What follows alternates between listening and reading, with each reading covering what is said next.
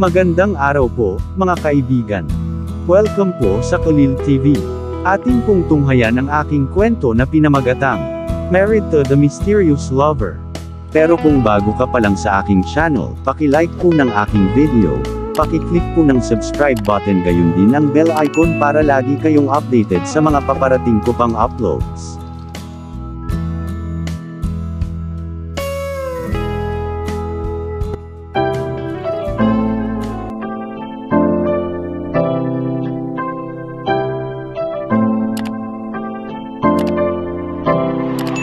Kalil TV. Part 16. Ambulansya. May tumawag ba ng ambulansya? Sigaw ni Jake, at maraming bodyguard ang sumugod at nakita ang nangyayari. Tumakbo si Virgilio Tan para magbigay ng kamay, ngunit si Antonio de Silva na may patak ng luha sa kanyang mga mata ay sumigaw ng layo. Parang natauhan bigla si Brian sa ginawa niya. Binaril niya ang eldest master ng pamilya de Silva, at pinatay siya sa malamig na dugo sa mismong mansion ng de Silva. Itinago ni Yolanda ang kanyang mukha. Hindi pa siya nakakita ng madugong eksenang ganito. Nanginginig si Selena Tan. Anong ginawa ni Brian? Ang kanilang buhay ay hindi na kailanman magiging pareho. Nakita niya si Rosemary de Silva na humihikbi habang tinutulungan ng dalawang bodyguard si Kian Hendricks sa stretcher. Nawalan na siya ng malay. Ngunit matindi ang pagdurugo. Napuno ng dugo ang buong sahig at sa kabila ng pagsisikap na pigilan ito gamit ang gauze, umaagos ito palabas. May tumawag ng pulis, utos ni Antonio de Silva at sinabi ni Jake na papunta na ang mga pulis. Nanginginig si Virgilio Tan at naglakad patungo kay Antonio de Silva. Gusto niyang ipaliwanag sa kanya na hindi iyon ang iniisip niya. Ngunit hindi nagtagal ay narinig niyang sumigaw si Rosemary de Silva. Selena, sinabihan mo ang anak mo na patayin ang anak ko. Inutusan mo siyang patayin ang anak ko sa loob mismo ng mansion ng mga de Silva dahil tumanggi siyang pakasalan ang anak mo. Dapat dahil dyan diba? Katatapos lang ng battle line, sigaw niya at sabay hikbi. Hindi iyon ang ibig kong sabihin. Ako ay, Selena Tan was trying to explain pero sobrang gulo ng bahay nang dumating ang mga senior maid sa bahay para hawakan si Madam. Inutusan ni Jake na tiyakin ng mga bodyguard na ang mga Tan ay dadalhin sa istasyon ng pulisya. Wala sa kanila ang maiiwan. Sumakay ang mga de Silva sa isang kotse at sinundan ang ambulansya. Si Antonio de Silva ay tumatawag, humihiling sa mga doktor na maging handa. Ang kanyang panganay na anak ay nabaril at kailangan ng agarang operasyon upang mailigtas ang kanyang buhay. Sinabihan ni Jake ang driver na magmaneho ng mas mabilis. Kinakabahan siya. Siya na sana ang nasa ambulansya kung hindi siya itinulak ni Kian Hendricks palayo. Nang dumating ang ambulansya sa ospital, ang stretcher ay dinala agad sa mismong operating room at nagsimula kaagad ang operasyon. Pagdating ni Jake at ng kanyang mga magulang, bukas na ang pulang ilaw ng operating room at inooperahan si Kian Hendricks. Biglang nabalisa si Sabrina. Wala pang 20 minutes ay nagkaroon siya ng malamig na panginginig sa kanyang gulugod at nakaramdam siya ng lamig. Ito ay hindi isang kaaya-ayang pakiramdam.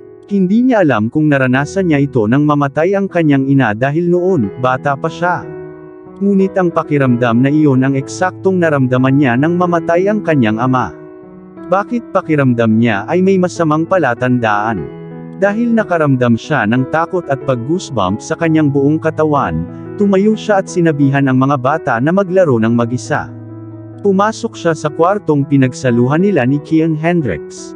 Ngunit pagkapasok niya ay napatitig ang kanyang mga mata sa malaking portrait ni Kian Hendricks na nakasabit sa dingding. Nakita niya ang larawan at muling kinilig. Kian Hendricks. Bulong ni Sabrina sa sarili. May nangyari sa kanya. Siya ay nasa panganib sa isang lugar. Hindi ba't sinabi niya sa kanyang ama na pupunta siya upang makita siya? At least noong kausap niya ang kanyang ama kaninang araw, nakikinig siya sa usapan nito. Kian Hendricks, okay ka lang ba? Tanong ni Sabrina ngunit wala siyang Kian Hendricks para magbigay ng sagot sa kanya. Namilog ang mga mata niya. Nagpasya siyang tawagan ang cellphone nito ngunit makalipas ang ilang beses na pagtunog ay walang sumasagot. Lalo siyang natakot nang hindi nito sinasagot ang tawag niya. May nangyari kay Kian Hendricks. Nagsimula siyang humagulgol. Tinawagan niya si Jake at sinagot niya ito. Sabrina, kumusta ka na? Tanong ni Jake. Ang kanyang boses ay mahina at parang malayo. Sa paraan ng pagsasalita niya, mahuhulaan ng isa na may mali. Binigyan ng espesyal na pansin ni Sabrina ang boses ni Jake. Ang karaniwang masigla at masayahin na si Jake ay nakikipag-usap sa kanya sa tono na parang bumubulong. Hindi ako okay, Jake. Nasaan si Kian Hendricks? I have been trying to call him but he is not answering his calls, Sabrina said feeling worried. Napabuntong hininga si Jake at narinig iyon ni Sabrina. Natahimik siya sandali bago sinabing, he can't pick his calls right now. Tuldok, okay na ba ang mga bata o may gusto ka bang gawin niya para sa iyo para matulungan kita? Sagot ni Jake. Tigtas ba si Kian Hendricks, nasa panganib ba siya? Tanong ni Sabrina ngunit hindi ito nakatanggap ng tugon. Lalo siyang natakot. Jake, huwag mong hayaang magalit ako sa iyo. Babae ako ni Kian Hendricks at may mga anak kami. Karapatan kong malaman kung may problema ba sa boyfriend ko, tanong ni Sabrina. May malabong ngiti sa labi si Jake. Tinanggap na niya ngayon si Kian Hendricks bilang boyfriend niya, that sounds great. Umaasa siyang makalabas siya ng buhay sa operating room para magkasintahan silang dalawa. Habang nakikipag-usap ako sa iyo ngayon, nahaharap si Kian Hendricks sa pinakadakilang labanan sa kanyang buhay. Maaaring matalo siya at maaaring manalo. Pero gusto nating lahat na manalo siya, sagot ni Jake, at naramdaman ang pananakit ng kanyang ilong. Ano? Labanan? Naaksidente ba siya? Tanong ni Sabrina. Labanan. Kailangang manalo ni Kian Hendricks sa anumang laban na kasalukuyang pinagdadaanan niya. Ang kanyang pinakamahusay na mga hiling ay sumama sa kanya sa lahat ng paraan. He is in the operating room. But chances of survival are 50-50, sagot ni Jake at ang sunod na narinig niya ay ang malakas na hikbi ni Sabrina. Ibinaba niya ang tawag pero alam niyang umiiyak siya ng husto. Nais niyang hindi ito nangyayari sa kanila sa kanyang panahon. Kasalanan ko. Kung may mangyari man sa anak ko, hinding-hindi ko mapapatawad ang sarili ko, paulit-ulit na sinasabi ni Antonio de Silva ang parehong linya ng mga salita mula nang dumating sila sa ospital. Kung hindi niya ipinilit na makipagnobyo si Kian Hendricks sa anak ni Virgilio Tan, hindi sana nangyari sa kanila ang lahat ng mga kalamidad na ito. Ngayon ay natatakot siya sa pinakamasamang mangyari sa kanyang anak. Paano kung hindi siya makalabas o hindi makapagsumikap na mabuhay, mawawalan siya ng anak sa kanyang edad. Ang kanyang panganay na anak na lalaki at ang tagapagmana ng buong pamilya at negosyo ng De Silva. Ano ang ginawa niya? Anong klaseng ama siya? Dapat niyang protektahan ang mga interes ng kanyang mga anak at hindi ilantad ang mga ito sa panganib. O kung gaano niya pinagsisihan ang kanyang mga aksyon. Makalipas ang isang oras, pinalabas ng operating room si Kian Hendricks na naka-theater suit. Napakaraming dugo ang nawala sa kanya kaya namutla siya. Dinala ng mga pulis ang mga tan sa kanilang istasyon. Nakaposos si Brian at habang naglalakad palabas ng mansyon ng De Silva papunta sa kotse, alam niyang sinira lang niya ang kanyang reputasyon. Walang pressman o mamamahayag pero alam niyang hindi sila makakatakas dahil sa CCTV camera. Tinawagan ng pinuno ng seguridad si Antonio de Silva at sinabi sa kanya na ang salarin at ang kanyang mga magulang ay naaresto. At malamig na sinabi ng huli, makikita niyang mabubulok sila sa kulungan. Si Jake at ang kanyang mga magulang ay nakatayo sa tabi ni Kian Hendricks. Sinabi ng doktor na siya ay malaya sa paraan ng pinsala ngunit maaaring tumagal ng ilang araw bago siya magising. Nang marinig na siya ay malaya sa paraan ng kapahamakan, narinig sina Antonio at Rosemary na bumuntong hininga. Magiging maayos na siya kapag nagising na siya. Sinasalinan siya ng dugo. Pagkatapos ay sinabihan ni Jake ang kanyang mga magulang na umuwi. Mananatili siya sa likod at magbabantay sa kanya. Habang nag-aatubili pa silang umalis, ang pinto sa private ward kung saan nakastay si Kian Hendricks ay bumukas, At lahat ay napalingon upang makita kung sino ang kasama at natigilan sila. Nagkaroon ng ilang segundong katahimikan. Walang umaasa sa mga masasamang salita mula kay Jake.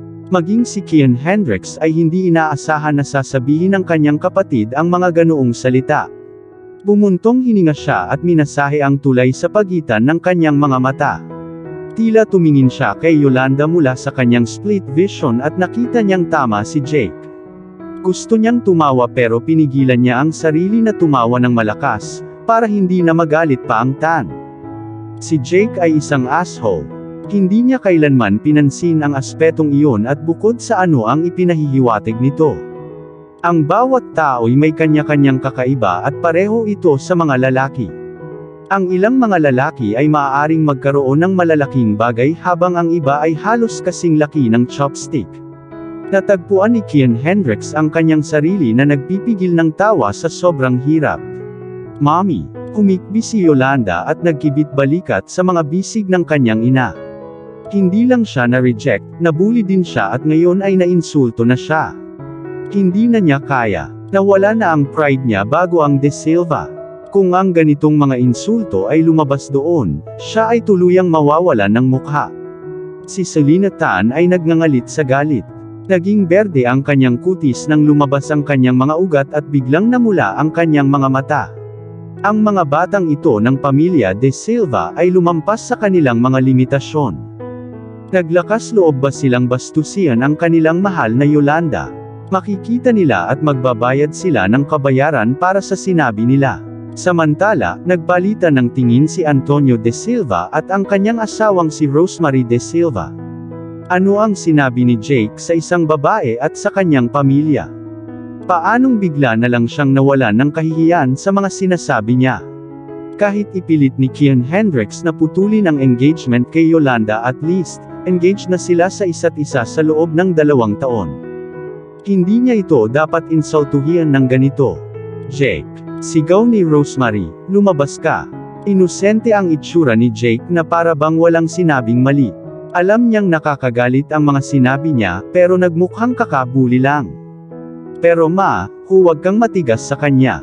Kami ni Yolanda ang may problema, pero nandito siya kasama ang mga magulang niya at nandito rin ang mga magulang ko. Sinamahan siya ng kapatid niya, bakit hindi rin ako pwedeng samahan ng kapatid ko?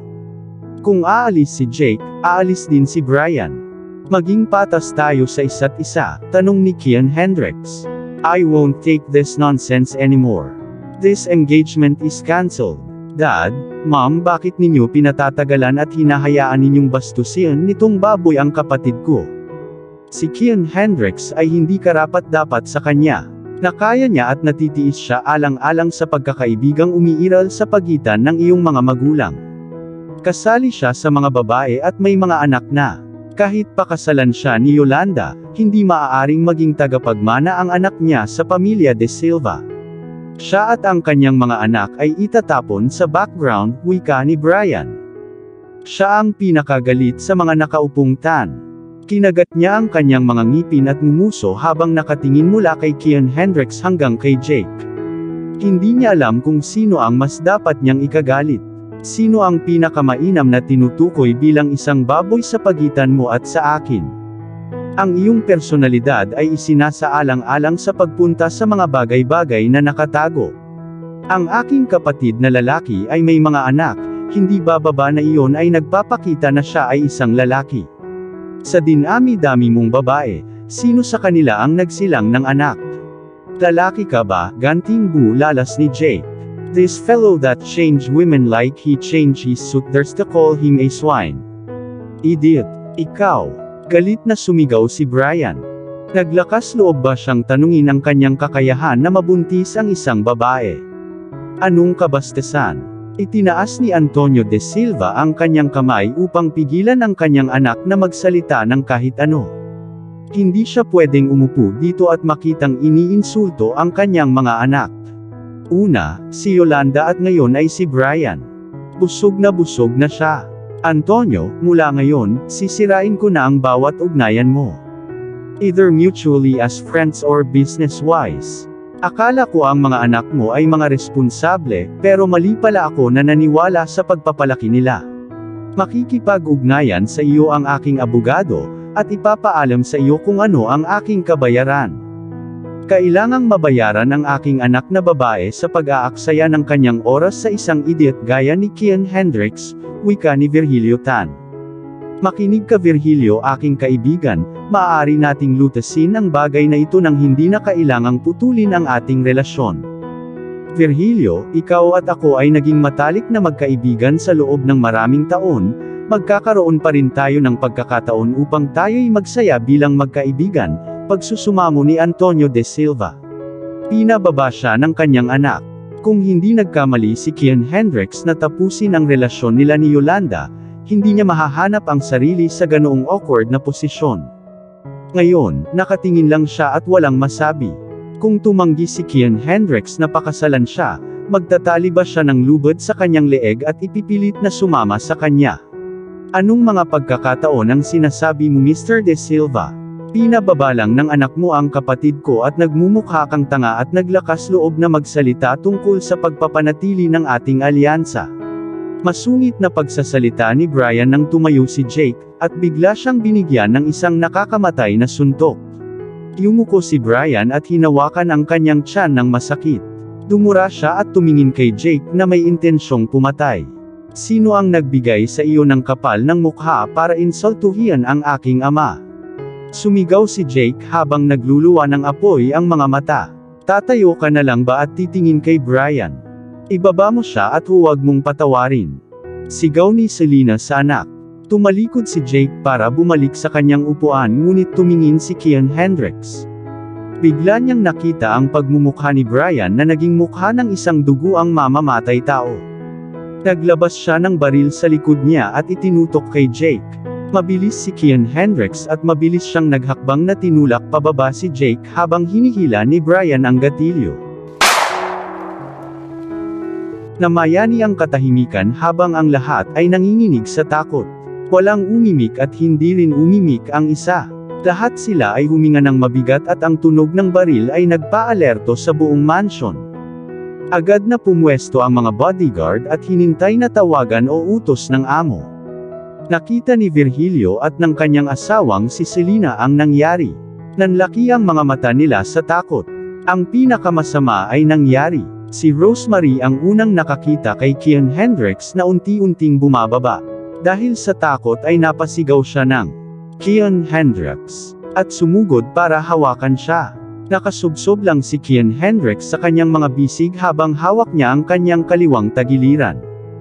Napuno ng dugo ang kamay at nakamulat ang mga mata na nakatitig lang kay Brian na may paghihiganti dito.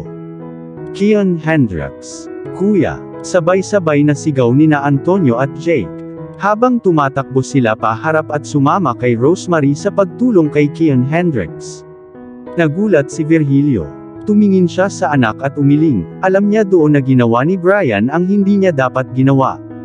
Habang nakita ni Virgilio si Kian Hendricks na unti-unting pumipikit, alam niyang tumawid sa pagkapanalo ang kanyang anak na si Brian. Si Jake ay hindi bababa sa inaasahan na makita si Sabrina sa ospital. Nakatayo siya sa pintuan, at ang kanyang mga mata ay nakatitig kay Kian Hendricks na nakahiga sa kama. May dugong sinasalin sa kanya at may oxygen mask sa ilong. Mukha siyang nanghihina at namutla sa kama kung saan siya nakahiga. Nang makita niya ang gwapo, masigla, at kaakit-akit na si Kian Hendricks sa sitwasyong ito, hindi niya naiwasan ang humagulgol ng malakas.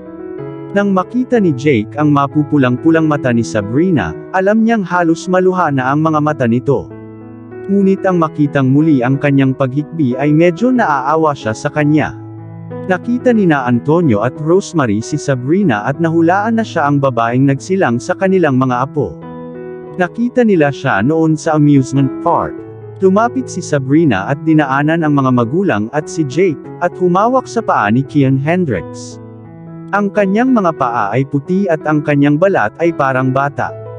Hinawakan niya ito at hinayaan na dumampi sa dibdib niya na parang nakayakap sa mga paa niya. Kian Hendricks, anong nangyari sa'yo? Humihikbi siya at bumagsak ang kanyang mga luha sa kanyang mga paa. Lumapit si Jake sa kanya at hinawakan siya, hinila siya sa isang tabi at pinaupo sa sofa. Pero ang ginawa lang ni Sabrina ay biglang nagpabilis ng tibok ng puso ni Kian Hendricks. Nagmadaling pumasok ang mga doktor sa ward at dumiretso para tingnan ang si Kian Hendricks.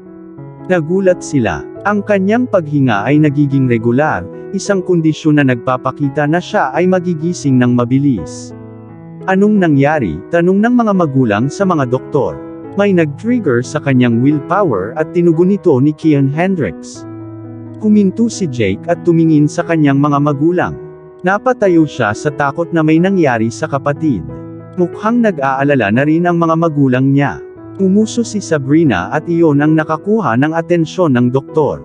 Tumingin ang matandang doktor kay Sabrina at pumikit. May relasyon ba siya sa pasyente? In love ba siya sa kanya o may sinabi ba ito sa kanya? Miss, babae ka ba ni President De Silva? Tanong ng doktor. Tumayo si Sabrina, naglinis ng kanyang mga luha. Yes, I am, sagot ni Sabrina at ngumiti ang doktor. Nawala ang takot kina Sabrina at lahat ng naroroon nang makitang ngumiti ang doktor. You talked to him I guess and he responded. Nakatulong ka lang sa willpower niya and hopefully, mas maaga siyang magising kaysa sa inaakala namin. Mangyaring gumugol ng oras sa kanya, kailangan niya ang iyong pagsama at makipag-usap sa kanya ng madalas hanggat maaari. Payo ng doktor bago binigyan si Sabrina ng megawatt ng ngiti ng isang surgeon na nakita ang kanyang pasyente na mabilis na bumuti at gumaling. Napangiti si Sabrina nang tumango ang doktor bago lumabas at sumunod ang mga kasamahan niya. Hindi alam ni Rosemary kung paano magpapasalamat kay Sabrina. Pinuntahan niya ito at hinawakan ito.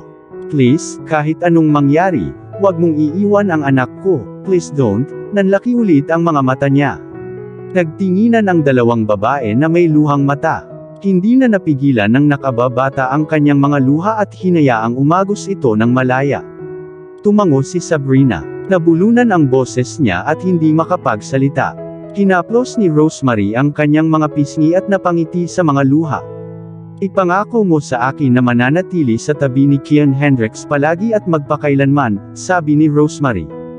Napapikit si Sabrina. Tumingin siya sa balikat ni Rosemary at kay Jake at nag-thumbs up ang huli. Hindi niya inaasahan na ang mommy ni Kian Hendricks ay hihingin sa kanya na mag-commit doon mismo kung saan nakahiga si Kian Hendricks sa isang hospital bed. Natatakot na ibigay sa akin ang iyong mga salita. Tingnan mo lang si Kian Hendricks at tulungan mo siyang makatayo. Ikaw ang ina ng mga anak niya at ikaw lang ang babaeng sinabi niyang tatanggapin niya. Mangyaring suklian ang kanyang pagmamahal at paligayahin siya at ang mga bata magpakailanman. Sabi ni Rosemary habang ang mga sariwang luha ay umaagos sa kanyang mga pisngi.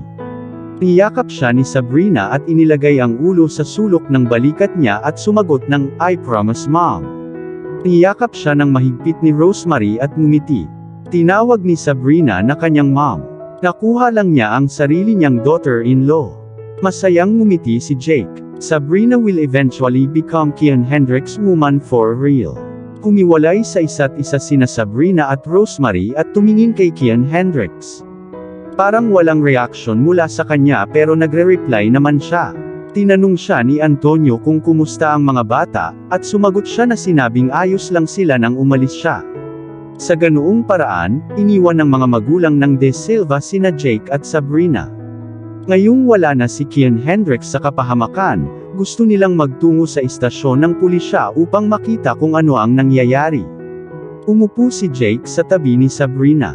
Sa pagkakataong ito, tumigil na sa paghikbi si Sabrina at tahimik na lamang na nakaupo at nagmamasid. Anong nangyari sa kanya? Tanong ni Sabrina. Tinatanong niya si Jake tungkol sa issue ni Kian Hendricks. Nagkaroon ng meeting dahil sa breakup nila ni Yolanda. Paliwanag ni Jake. Sinabi nito sa kanya na siya ang pinuntirya pero nailigtas siya ni Kian Hendricks at nabaril. Sinabi niya sa kanya na ang mga doktor pagkatapos ng operasyon ay tiniyak sa kanila na siya ay wala sa paraan ng pinsala, ngunit maaaring tumagal ng ilang araw bago siya magising. Ngunit sa sinabi nila kanina, naniniwala siyang magising siya ng mas maaga kaysa sa inaasahan nila. Tinanong ni Sabrina kung saan siya tinamaan ng bala, At sinabi ni Jake na medyo nasa ibaba ng heart region at hindi apektado ang internal organs. Ngunit nasugatan ng isang punit at maaaring magtagal bago ito tuluyang gumaling. Maraming dugo ang nawala sa kanya at naging dahilan iyon ng kanyang pamumutla. Sinabi ni Sabrina na naniniwala siyang magigising siya sa lalong madaling panahon. Samantala, tinanong niya kung ano ang ginawa sa master ng Tan. Si Jake at Sabrina ay busy sa company ng isa't isa nang dumating si Antonio at ang kanyang asawa sa himpilan ng pulisya. Si Virgilio Tan at ang kanyang anak na si Yolanda ay hindi nakakulong, ngunit si Brian at ang kanyang ina ay nakakulong. Ang impormasyong nakalap ay nagpapatunay na sinabihan ni Selena ang kanyang anak na barilin at patayin si Kian Hendricks. Napag-alaman na ito ay isang pinag-isipang gawa at sa makatuwid ay kakasuhan siya at ang kanyang anak ng kasong tangkang pagpatay. Sinubukan ni Virgilio na piyansahan sila, ngunit hindi ito nagawa. Ang pamilya De Silva ang pinakamakapangyarihan at mas mayaman sa lungsod. Siya ay dumating lamang sa pangalawang lugar kaya hindi niya naabot ang kanyang layunin. Nang makita niyang dumating si Antonio De Silva, sinubukan niyang ipaliwanag na hindi sinadya ni Selena na barilin ni Brian si Kian Hendricks. Sa halip ay sinabi niya sa kanya na saktan si Jake at huwag itong palayain ng libre. Ngunit sinabi ni Antonio De Silva, ang aking anak ay nasa isang maselan na kondisyon sa ospital. Gayun din, ang iyong anak at asawa ay mananatili sa istasyon ng pulisya hanggang sa araw na si Kian Hendricks ay maging maayos at ma-discharge. Pagkatapos ang kaso ay magsisimula ng maayos.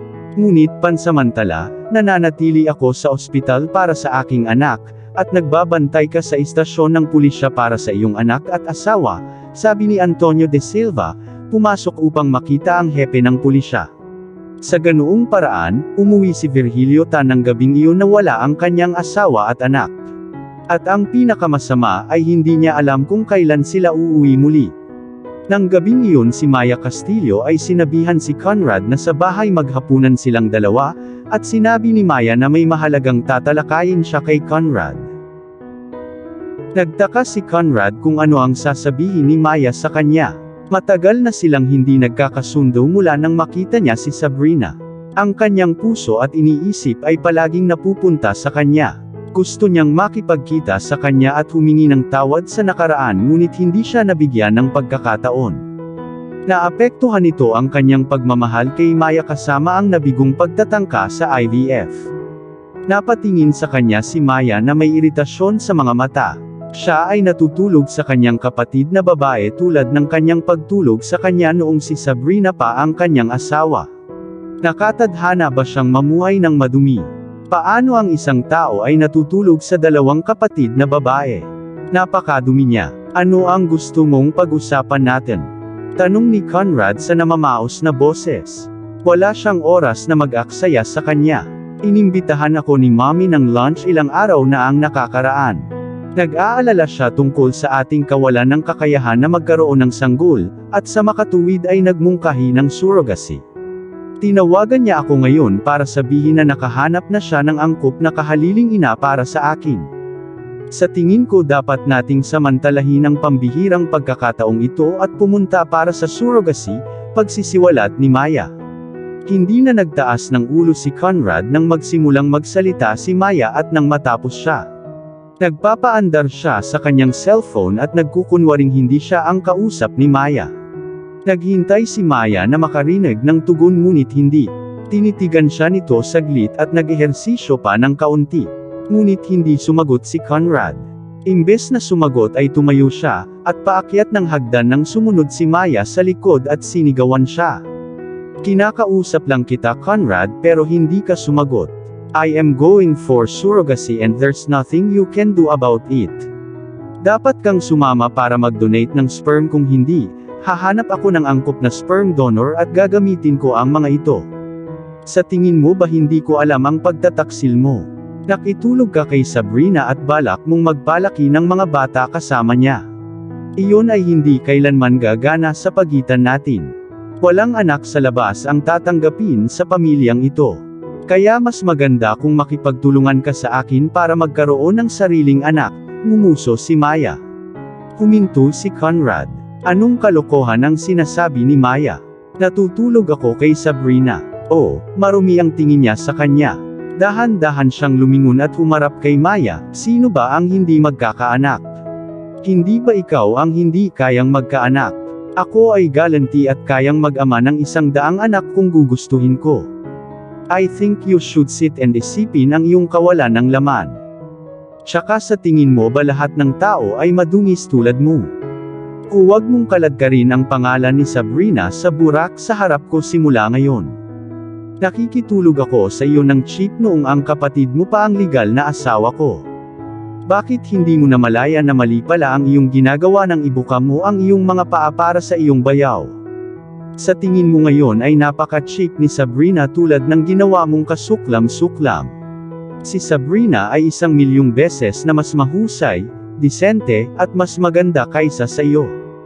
Kung bibigyan niya ako ng isa pang pagkakataon ngayon, handa akong hiwalayan ka at makisama sa kanya. Idol ko siya at sobrang hinahangaan ko siya. Tungkol naman sa surrogacy, nonsense, hindi ako interesado. Ang isang kabataang babae na tulad mo ay nasasabik tungkol sa pagkakaroon ng ibang babae na ipanganak ang iyong anak. Isa ka bang kumpletong babae? Wika ni Conrad sa kanya. Nakaramdam ng kahihiyan at insulto si Maya. Una si Sabrina at ikalawa ang pagkakait sa kanya ng pagkakataong pumunta para sa surrogacy. Tumingin si Conrad sa kanya nang nakakainis at naglakad palayo. Hihintayin niya si Maya na magsama ng isang bata sa bahay, at pagkatapos ay magkahiwalay na sila ng landas. I go for surrogacy whether you like it or not, Conrad. Sigaw ni Maya at ilang beses na itinadyak ang kanyang mga paa sa sahig. Sasabihin niya sa kanyang mommy ang kakaibang pag-uugali ni Conrad nitong mga nakaraang araw. Maikli niyang sinabi sa kanya noong isang araw ngunit ang katotohanang hindi siya nito kinakausap o inilalabas. No romantic moments together again. 2 linggo na siyang hindi nakikipagtalik dito. Palagi siyang natutulog na nakatalikod sa kanya. Di ba asawa niya yun? At kung maglakas loob siyang hawakan siya, itatapon nito ang kamay niya na parabang sinusubukang bunutin ito sa kanyang mga balikat. Wala siyang narinig na lalaking tumatakas sa pakikipagtalik maliban kay Conrad. Pinipilit niyang itanggi na hindi siya natutulog kay Sabrina. Paano niya ipapaliwanag kung bakit hindi na niya ito ginagalaw? Nagsisinungaling siya. Haharapin niya si Sabrina. Sa ospital, sinabihan ni Jake si Sabrina na bumalik sa villa. Nandyan siya para bantayan si Kian Hendricks ngunit sinabi ni Sabrina na hindi. Dapat siyang umuwi at magpahinga habang kasama niya ito. Nagtalo silang dalawa at kalaunan ay nagpasya silang magpalipas ng gabi sa ospital kasama si Kian Hendricks. Dahil ang ospital ay pag-aari ng pamilya De Silva, madaling nakahanap ng lounge si Jake at pinili ni Sabrina na matulog sa sofa. Sinabi ni Jake na maaari niyang pindutin ang button kung kailangan niya ng tulong o gusto niyang pumunta ng doktor. Samantala, maaari niya itong tawagan anumang oras. Nang maiwang mag-isa si Sabrina kasama si Kian Hendricks, nilapitan niya ito at sinabing, "Pagkatapos mo akong halikan kanina, akala ko tuloy na tayo mamayang gabi. Hindi ko alam na dito ka nakahiga na walang malay, Kian Hendricks. Dahil hindi mo ako kayang halikan, siguro ako na lang mag-goodnight kiss sa iyo." Lumapit siya at nagtanim ng featherlight kiss sa kanyang noo. Hinayaan niyang manatili ang labi nito sa kanya ng ilang segundo bago bumalik sa pagkakahiga sa sofa. Tinakpan niya ang sarili ng kubrekama at dinagtagal ay nakatulog siya. 2 beses pumasok si Jake sa kwarto para tingnan sila at hindi man lang namalayan ni Sabrina na may pumasok. Bagamat ang mga bodyguard ay nakatayong nagbabantay sa pintuan, inaasahan niyang magiging mahinahon itong natutulog sa ganitong lugar at sa sofa. Tatalikod na sana siya para umalis, nang marinig niyang sinabi ni Sabrina. At dito na po, nagtatapos ang part 16 ng ating kwento. Sabay-sabay po natin abangan ang susunod na kabanata. Paki-support rin po ng mga kwentong pag-ibig ni Dion Channel TV na asawa po ni Khalil TV. Maraming salamat po. God bless and stay safe everyone. Shout out po sa ating mga kaibigan na sina Nora Abdulkadir of Bahrain. Adelita Shirikian of Jerusalem, Israel. Marian Sushon of America. Nelly Gallo of Canada. Abun Shoji of Japan. Annalisa Trinidad of Guagua, Pampanga, San Matias. Evangeline Caballero of Kuwait. Karen May Plato of Hong Kong. Emma Morgan of Kent, Seattle, Washington, USA. Evain Loha of Hong Kong. Mary Ann Bacat of Abu Dhabi, UAE. Connie Maximo of Taiwan. Fielda Liwan of Singapore. Luz Tua of Israel. Anna Yu Powell of Florida, USA. Darkman Ed at Mimi of Canada. Vianica Sagde of Kuwait. Minda Adlawan of Davao City. Marivic Barquio of Kuwait. Lorena Barbosa of Moscow, Russia. Devora Valdez of Singapore. Janice Lunhas of Qatar. Jin Zinyu of Riyadh City. Rodever Magallanes of Hong Kong. Nitz Reyes of Kuwait. Linda Sotelo of Umingan, Pangasinan. Jasmine Ramos of Abu Dhabi, UAE. Jennifer Gonzalo of Kuwait. Jane Gupit of Batangas City. Simpatica of Singapore. Fek Cruz. Judy Char of Kuwait. Harna Baduli of Saudi Arabia. Vladimir Casimo. Glyceria Salab. Kenta Hamamoto. Diana Francisco of UAE. Vilma Sakin. Rex Roy. Ellen Juanilo. Eve Tisoy. Zenaida Porter of Australia. Maria Luningning Fabre of Brunei. Jules HL 101. Reina Roque. Gemela Dumasil. Jelon Dennis Ruiz. Helen Tambanilo of Bahrain. Mari Lupanerio. Teoni Villaris of Hong Kong. Banana Erics. Nympha Tolentino of Hong Kong. Alma 1027. Twin Angels TV. Manette Chavez of San Diego, California, USA. Dear Lady Love TV. Love Top Secrets. Debbie De La Roca. Madel Fuerzas. Jenny Cabanca. Leilani Cordero. Marizel Varona. Girly Bautista. Femalig Onlina. Yasrina Abdullah. Jenny Joy Ruiz. Rosemay Oxen. Sons OFW Vlog. Castaneda Jane of Macau.